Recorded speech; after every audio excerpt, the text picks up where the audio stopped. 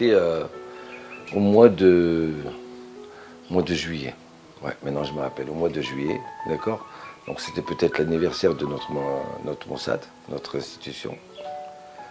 Et je me balade comme ça, et puis je vois des enfants dans la rue.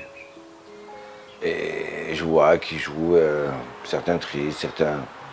Et je dis, qu'est-ce que vous faites là? Il dit, notre école, elle a fermé.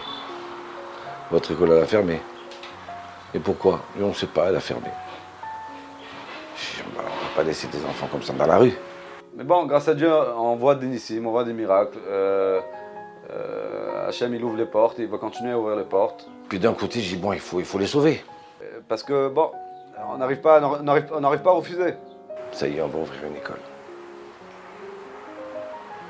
Et d'un seul coup, je me rappelle. Et je m'assois avec mon père et il me dit... Je dis, mais oui, j'ai une personne qui est arrivée ici il y a 1 an de ça.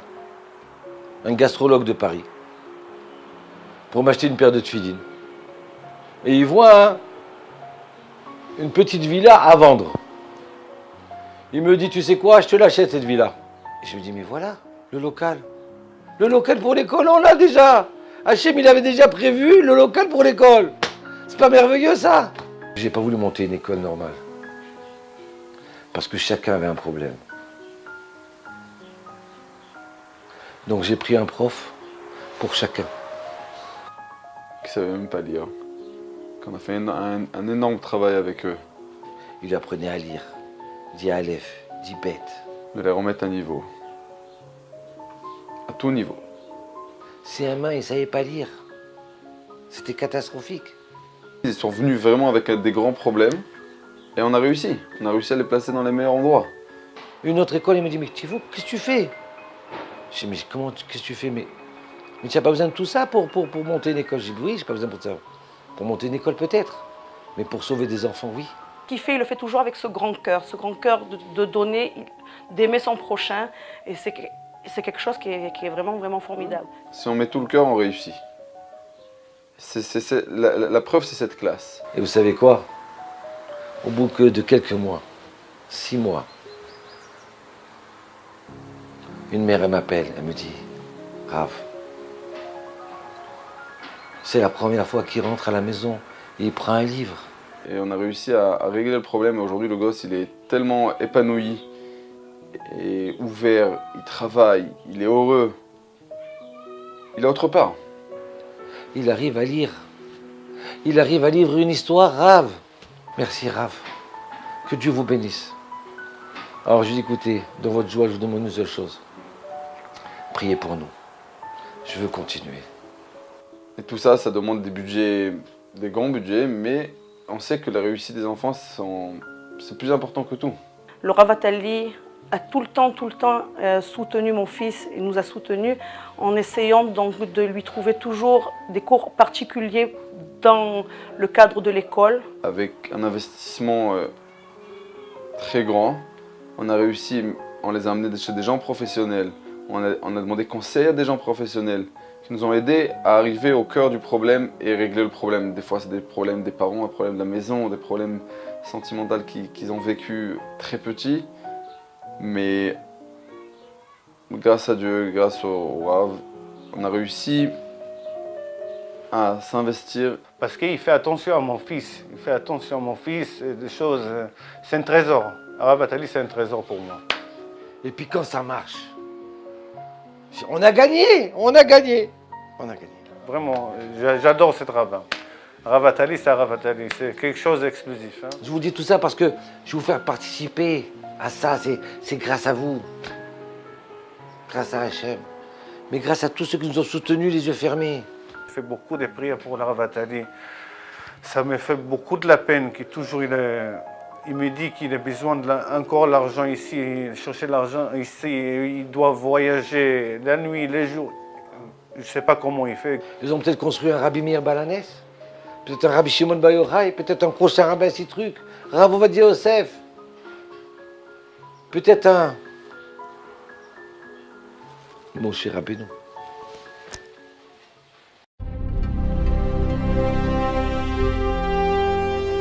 Ateret Malchut, c'est aussi un Beth Midrash, un lieu d'étude où se trouvent Des dizaines d'étudiants tout au long de la journée, depuis le lever du soleil jusqu'aux petites heures de la nuit. Chacun trouve son compte, ce qu'il veut étudier, que ce soit de la Gemara, Halacha, Dafayomi, Moussar, de l'éthique ou même de la Kabbalah. Des Avrichim qui se suffisent de très peu et qui sont prêts à consacrer toute leur énergie pour l'étude de la Torah. Un programme adapté à leurs besoins pour qu'ils deviennent bientôt les cadres de la communauté juive. Nous avons le soutien des grands rabbinim d'Israël avec lesquels nous nous entretenons pour toute question ou problème qui se présente à nous.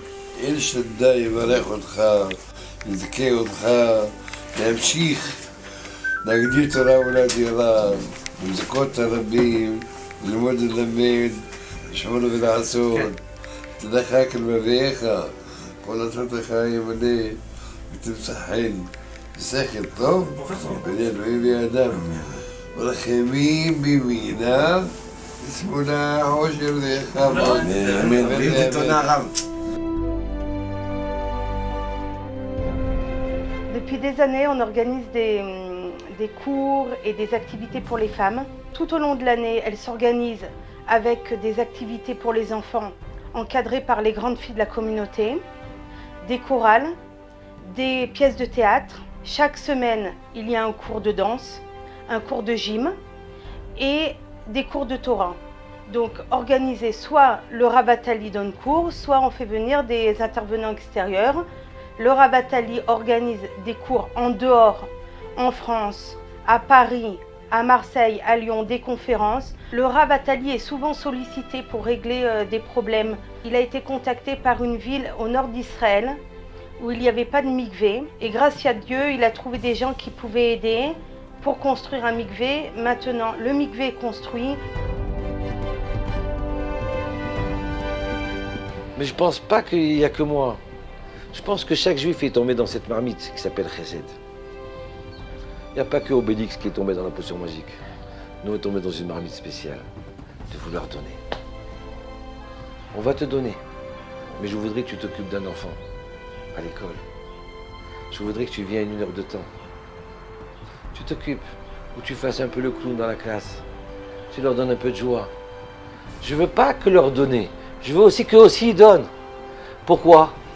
Parce que quand eux ils vont donner, ils vont dire mais c'est normal qu'ils me donnent ce panier-là parce que j'ai travaillé. Donc tu les revalorises. Tu les écrases pas sous le poids de la tzedaka. Certains donnent des chèques, certains donnent de la nourriture. Certains on leur demande de faire un travail pour nous. Certains on les invite à la maison.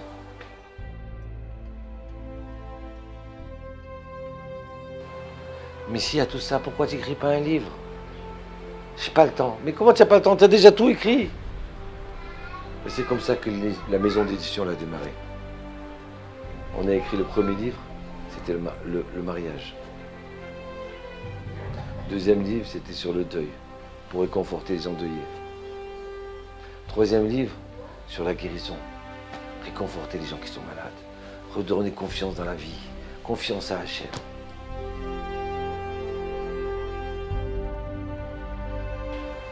Maintenant, Baruch Hashem, on donne des cours dans 613 TV sur l'humilité, la joie, la sagesse, les fêtes, la force de l'homme, la force d'une femme. Et grâce à Dieu, il y a des centaines de rabbins qui donnent cours et toutes sortes d'activités, des marionnettes, boubaches.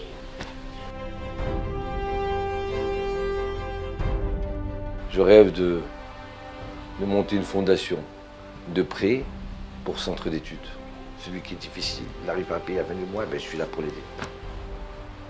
Je rêve de monter une école pour jeunes filles. Et tout ce qui a été fait, que ce soit le site internet, les livres, la maison d'édition, 613 TV, les cours là-bas, et je vois comment Hachem il m'a amené à ça. Il a tout l'école, il a tout préparé et il m'a poussé.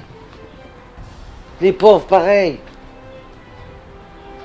Les conférences en France, même. Qui je suis pour être conférencier, moi?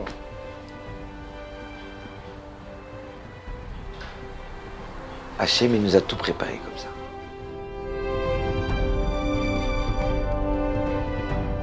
Voilà.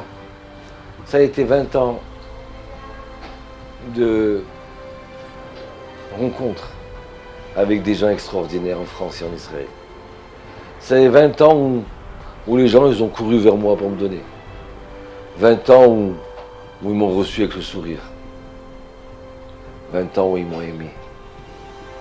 Ils ont aimé ce qui se fait en Israël. 20 ans qu'ils sont mariés avec nous.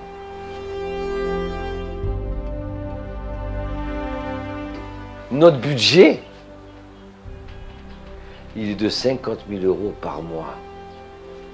Si on m'avait dit il y a 20 ans de ça, j'aurais dit mais je ne démarre même pas. C'est pas possible, laisse-moi tranquille. Comment je peux ramasser 600 000 € dans l'année? Comment? C'est vrai. Parce que chez nous, on est des donneurs, on n'est pas des demandeurs. Mais je me suis dit, mais tout ça, c'est grâce à qui? Grâce à tous mes amis qui sont là pour m'aider, pour nous donner. Donc tout de suite, j'ai dit à Hachem, bénis-les! Bénis-les, c'est grâce à eux! Ne les oublie pas. Ils ont eu leurs soucis des fois pour la parnassa, pour leurs enfants. Je sais que tout ce que tu fais, c'est pour le bien, pour diriger chacun de nous. Mais dès qu'ils sont dans l'obscurité, donne-leur vite la Géoula, la délivrance. Grâce à cet endroit-là, donne-leur la lumière de la Torah. Donne-leur la joie de la Torah.